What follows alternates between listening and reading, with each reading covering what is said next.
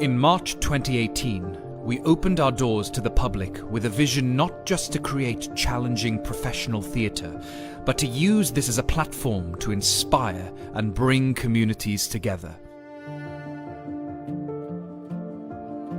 Theatre and culture build identity. With theatre and culture in our local life, the community landscape is more vibrant. Local life is enriched. We believe that the benefits of theatre should be available for everyone. Our Theatre for All programme has removed financial barriers, giving disadvantaged people access to the theatre free of charge. So we were told that we'd come here and have a Christmas meal and then go and watch A Christmas Carol. Our aim is to make live professional theatre available to everyone and use that experience for positive change.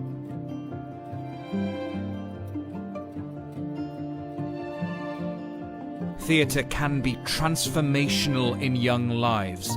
Our academy is now in its 4th year, and we continue to build on our vision of bringing the best performing arts tuition to the heart of the Cotswolds. We work hard to make our academy as inclusive and as accessible as possible. Discounts apply for parents with more than one child. Our bursaries help support talented children from less affluent backgrounds. The Academy creates a fun and challenging environment where children can build friendships and develop key skills not just for theatre, but for life. We are also able to provide real opportunities for students who wish to pursue careers in the arts. My name is Harry Apps. I am currently playing Marius in Les Miserables in the West End. Barn outreach and learning programmes engage with thousands of people. Our free workshops support the drama curriculum in local schools. Singing and musical theatre workshops in community groups and care homes have helped address issues of isolation. Our Song for Cirencester project in aid of mental health charities brought our community together in an unprecedented way. We've collaborated with many charities in the region, including the Churn Project, to support individuals dealing with the barriers to finding work. Since working with you, my life's changed. It's given me some purpose, given me an interest, some confidence I was lacking prior to all this. The Barn Theatre played a pivotal role in the town's 2018 World War I centenary celebrations. Who could forget our record-breaking Human Poppy? Our live streaming work on the annual Advent Festival helped thousands engage and take part in Cirencester's Christmas festivities.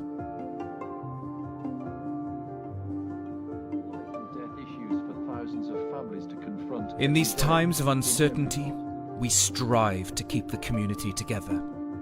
The theatre may be temporarily closed, but our commitment to you goes on. Even now, our amazing costume department are helping the NHS by making scrubs for frontline workers. We've used our technology to build a free live streaming service that provides much needed community news and entertainment for all the family. Broadcasting every day to keep us all connected.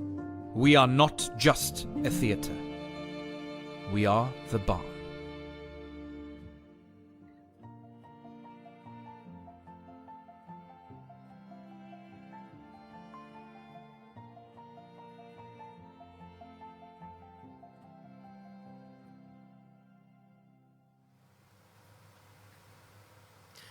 Good afternoon and welcome to Cotswold District Council, live here from the Barn Theatre in Cirencester. Thank you for joining us today. My name is Councillor Joe Harris and I am the leader of Cotswold District Council and your host today. I'm joined today by the Deputy Leader of the Council, Mike Evemy. He's also responsible for the Council's finances. First of all, a big thank you to the Barn Theatre again for hosting us today. You saw that amazing video in the while you were waiting for us. A really inspirational organisation here in the heart of Cirencester, so please do check out some of the things that they're doing, and of course check out the Barn Theatre's Facebook page, where a whole range of new media, shows, Q&A sessions like this are available for you to watch and for your enjoyment. A really fantastic organisation and have really, really diversified in these difficult times. I want to start by saying a big thank you again to all of our NHS workers, both in the area and across the country. I want to say a big thank you to our care workers, to our council staff, and to all the key workers who are working so hard to make sure that services continue to function in these really, really difficult times. I also want to say today, happy birthday to Her Majesty the Queen. Obviously undermined by the whole coronavirus, but a fantastic achievement. Whether you're a monarchist or not, an amazing, amazing reign, and happy birthday to Her Majesty. We're going to be with you today for between 45 minutes and an hour. And we're going to do something slightly different today because clearly the biggest issue at the minute is business grants. We're going to have a discussion on that and we're going to take some questions, some pre-prepared questions before we go to our live Q&A towards the end of the show. But we'll be majoring on business grants and answering questions on that. And Mike will go into a bit more detail on that. We're also going to have our Community Champions feature where we're joined by the Mayor of Tetbury, Councillor Nikki. She's going to be updating us on what's been happening in Tetbury with the volunteer effort there. We're also going to be, again, our Keeping Busy During Coronavirus section. We're going to be hearing from psychotherapist, Dr. Natasha, and she'll be telling us about how we can ensure that our mental health stays as well as it can be in these difficult times. We'll have an update on the waste service, and we're also be taking live Q&As, as I just mentioned, towards the end of the programme. So make sure that you get your questions in and respond to anything that we've said throughout the course of the show. It's important that we recognise when things don't go to plan, and I think that's been the case over the last week with the rollout of the business grants scheme. This is an unprecedented time, and it really has been one of the biggest things the council has ever had to roll out. And unfortunately, the payments haven't been made on the timescales that we initially outlined. And for that, I want to say a big, bold, and comprehensive sorry. We messed up. And I think it's important that as a council, we're honest about that. But it must be seen in the context of what we're dealing with. So I'm joined here by Councillor Mike Evemy, who I mentioned is my deputy and responsible for the finances. So Mike, can you just talk us through the whole business grants rollout and what we've had to do as a council and where some of the issues have occurred? Sure. So for everyone watching at home, just to remind you that the Chancellor announced these grants to small businesses in receipt of the Small Business Rate Relief Fund and the Rural Rate Relief Fund, and for those businesses in the hospitality and leisure sectors and retail sectors on the 17th of March. At the time when he announced that, he didn't, and they are either of £10,000 or £25,000. So, realising they're potentially very important grants for businesses who are clearly many businesses struggling, particularly in those sectors that I identified, and therefore in need of these grants. So he announced that on the 17th of March. Unfortunately, at the time, he didn't give the details. That came on the 23rd of March, nearly a week later.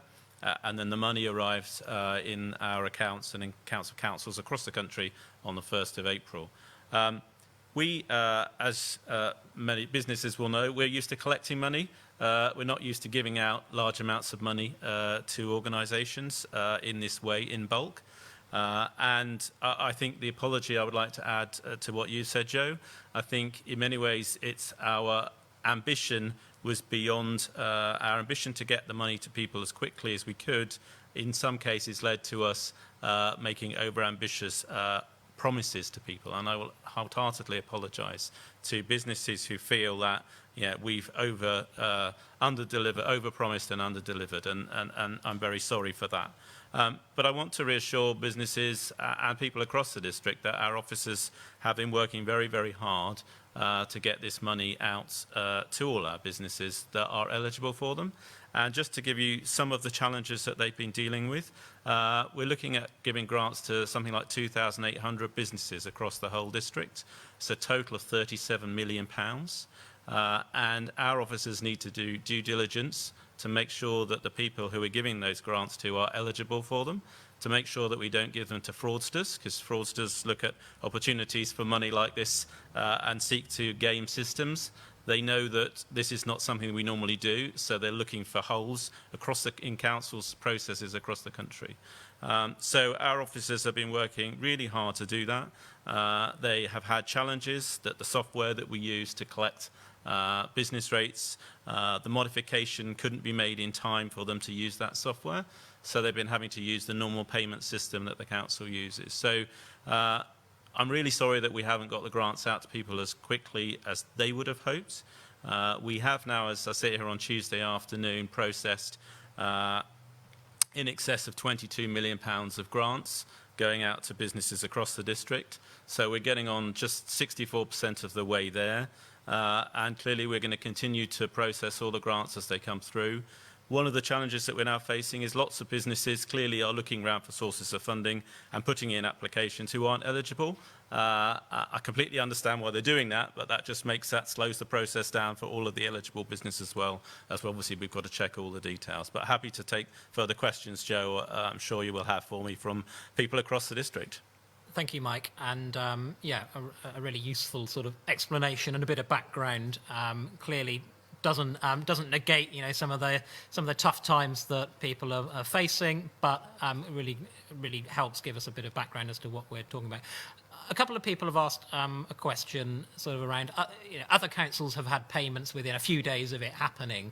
I think Cheltenham's a good example, and some other councils nearby. So why has it taken a bit longer, or you know, considerably longer in Cotswold's case to get payments out and processed? I can't speak about other councils. It may well be that they are on the other major software provider for this revenues and benefits. And I understand that the other provider provided the software update much faster than ours was able to. And obviously, we were therefore able to make those payments through their normal billing systems. I suspect that's why they've received their money faster. We were, just to reassure people, we and other councils were putting pressure on our software provider for that patch, as we call it, to be able to make those changes, but that didn't actually appear in the software until the 9th of April. So we took a decision before that we needed to start getting the money out to businesses. So we were having to set up a manual process from scratch. I suspect the other councils that were able to start faster than that were able to do it through their existing systems. Thanks, Mike. In terms of, you know, a number of people applied, I think before the 2nd of April, wasn't it? And a number of those people have been paid. But for people that haven't, who put forms in sort of before that time, for people that got them in before the 2nd of April, I think that we were saying, and still haven't had anything, what's your sort of advice to them? They're probably quite rightly concerned that they haven't had a payment yet. Yeah, so as of today, so Tuesday 21st, people who we will have processed all the forms that we have up until the 9th of April, of which there's no query or hasn't bounced back through the BACS transfer. So if you put your form in and we haven't made contact with you to say there's been a problem with your question for you, or that there's been a problem with your bank details, then you should get in touch with us at revenues at cotswold.gov.uk or ring us on the normal number, and you'll get through to a dedicated line for people dealing with business rates. But you know, I want to reassure, you know, our officers are working through all of them as fast as they can, but they're having to make sure that everyone who gets the money is eligible for the money, and that we're not sending it anywhere we shouldn't be. Just in terms of the, you know, the language that we use. So in terms of processing, what does that mean? Does that mean payments en route? Does that mean everything's signed off, happy days, money's on its way, or yeah? You know, so to be as clear as we can. Once it's completed the process with Cotswold District Council, that means we are then sending that to the bank in what's called a BACS bulk credit. So yeah, and when we send them to the bank, so payments that we're sending to the bank today should be in people's accounts on Thursday, and they should see in tomorrow that it's coming in on Thursday. That's my understanding of how the process works. So it's 2 working days after we send it to the bank is when it appears in your account, normally I think in the early hours of the morning. Sure.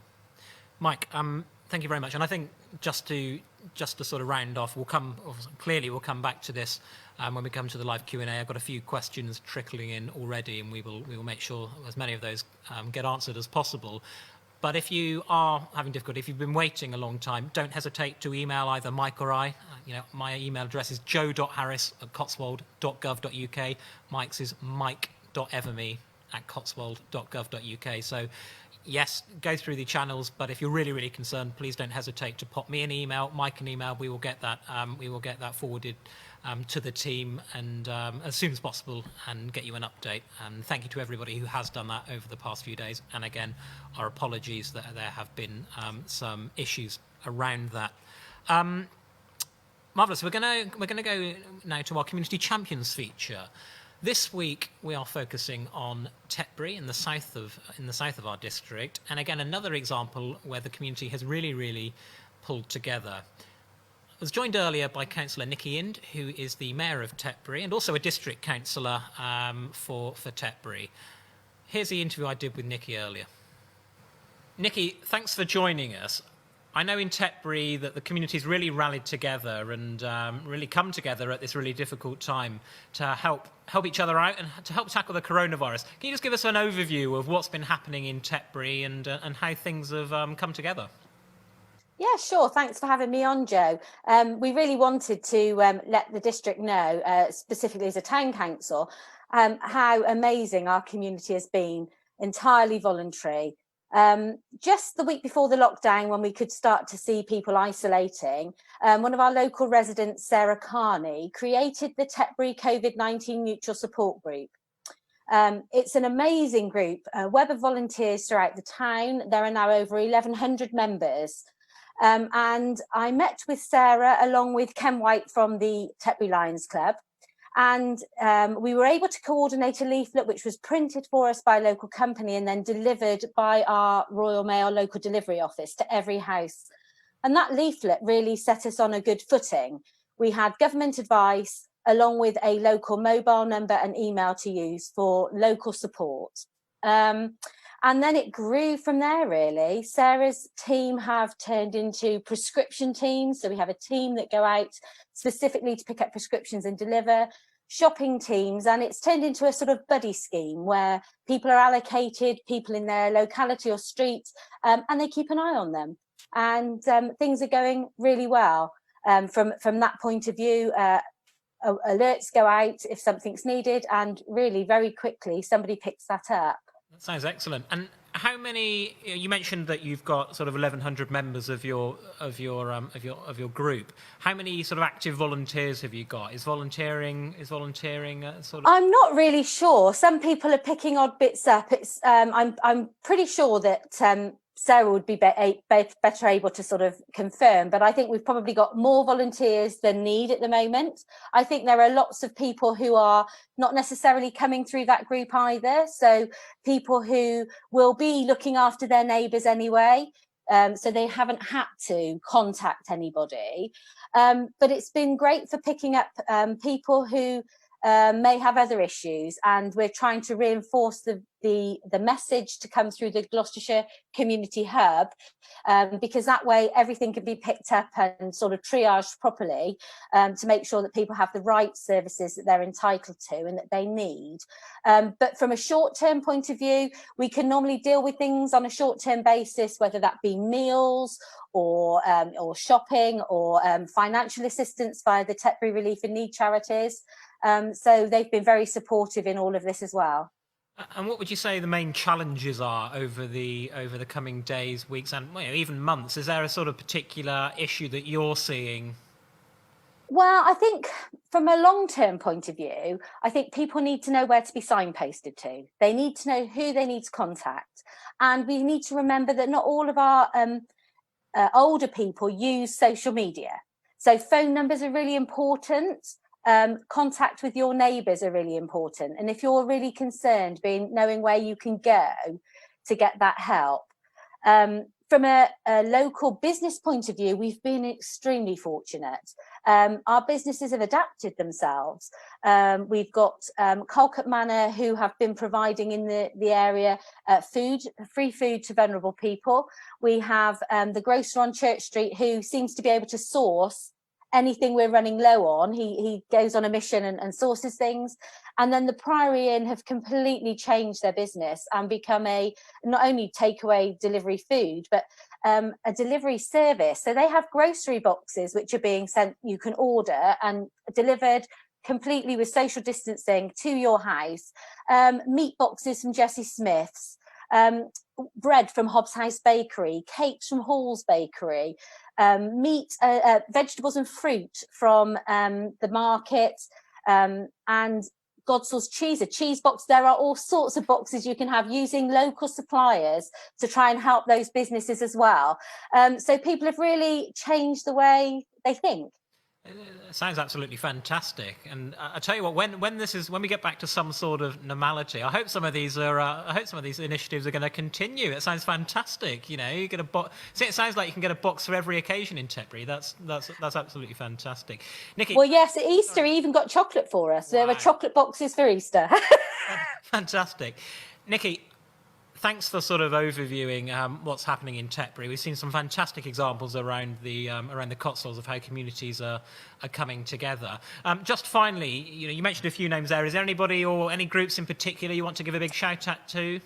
Yeah, so really it's Sarah Carney and all of those volunteers within that COVID-19 group, and particularly Councillor Martin Lee, who at the start of this, we had a meeting and we appointed Martin as our lead councillor for the crisis. So Martin has worked tirelessly, very closely with Sarah, fed back to the town council or Tetbury Relief in Need charities or myself. We've all been in very close contact to just try and make sure that we are capturing all of our residents, all of our community, and we don't want to leave anyone out. So we're trying our best. And as I say, if anyone really needs to refer somebody, please go to the Gloucestershire County Council Hub first. But short term, shout out to us and we will find a solution. Nikki, thank you so much for joining us and giving us a bit of an update about Tetbury and everything that's going on. And just a reminder that if you want to access the Gloucestershire Help Hub, visit www.gloucestershire.gov.uk and you'll find the details on there. Nikki, thank you for joining us. Thanks for having me. Thanks, Joe. That was Nikki in there, the Mayor of Tetbury, telling us about the fantastic work that is happening in the community down there. And I want to put a plea out. We want to hear from your local community. We want to understand and we want to share with the public across the Cotswolds what's going on in your community. So if you know of somebody that's going above and beyond the call of duty, if you know of a volunteer group or other charities, please get in touch with us and share those with us. We'd really love to feature them on this show and give them a bit of the attention and credit that they deserve. So please do get in touch if you've got any examples of that. Now, a key thing during these difficult and unprecedented times is ensuring that we all stay healthy, not just physically, but also mentally healthy. I had a catch-up earlier with Dr. Natasha Connor, who's a psychotherapist based here in the Cotswolds, about ensuring that people's mental health stays as healthy as it can be. Here's that interview. I'm thrilled to be joined by Dr. Natasha Connor, who is a clinical child psychologist based here in the Cotswolds. Natasha, obviously these are really difficult times for many people, being stuck indoors, often with their families, and in some instances in proper isolation on their own. Can you just give us a bit of an overview of what people might be thinking, what people might be feeling at the minute? Yeah, well, I think suddenly to have to change our lifestyles the way we have that has an enormous impact. We're social beings as humans, so to suddenly have that taken away from us and have our routines and our daily life can make even those of us who don't suffer with anxiety or low mood suddenly become anxious and low.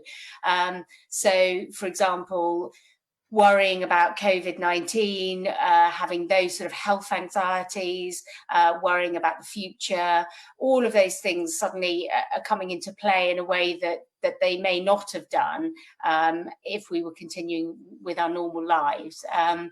People can feel, obviously, if they're living alone, can suddenly feel very lonely and isolated, not seeing their family, not seeing friends, and also not having the usual human contact that we have when we go out and about.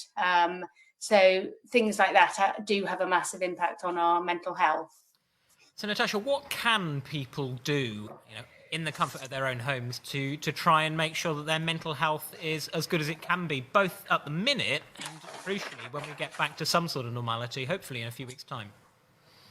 Sure. Well, I guess one of the first things, which nothing I'm going to say I don't think is it's not rocket science, but one of the things that we lose initially is our structure. So for most of us, we might be going out for to work or school or have that kind of structure, and we suddenly lose that.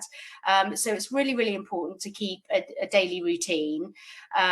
It's important for our mental health to have that routine of getting up, getting dressed. And I know that sounds really sort of minor, but actually it is really important. If we don't have those routines, we can lose focus.